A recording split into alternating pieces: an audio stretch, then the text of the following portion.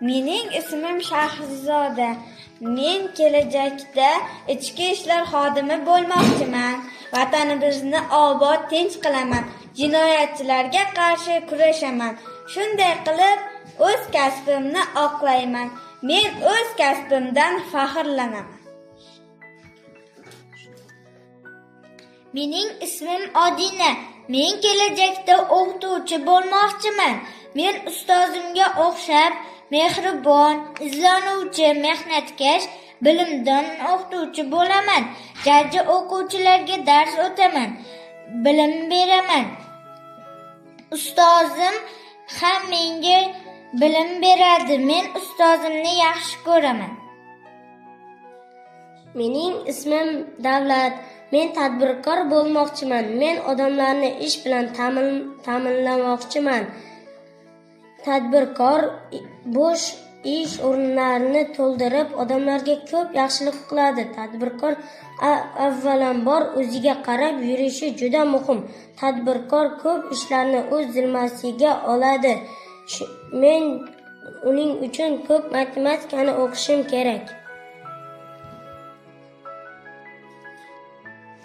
Mening ismim Sarvara.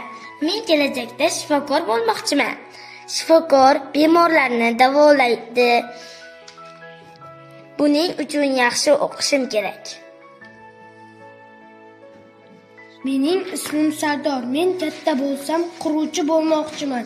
Men katta bino, imoratlar qurib, odamlarga chiroyli o'rin-joy bilan ta'minlab berardim. Men vatanimga xizmat qilaman.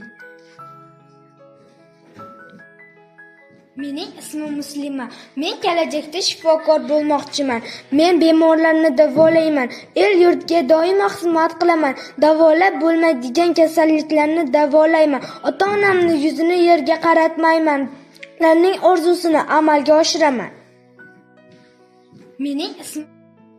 Mening ismim Guljahon. Men kelajakda shifokor bo'laman. Yangi dorilarni ishlab chiqaraman. Odamlarni davolayman. Menga shu kasb yoqadi. Bemorlar yaxshi munosabatda bo'lish kerak. Mening ismim Otabek. Men kelajakda futbolchi bo'lmoqchiman. Abduqodir Husanovga o'xshab yugurib hamma musobaqalardan yutib chiqaman.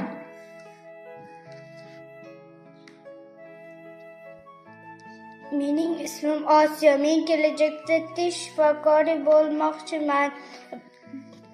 Bolalarning tishlarini davolab plomba qilaman. Shaxsiy klinika ochib, uning nomini Osiyo Med nomini qo'yaman.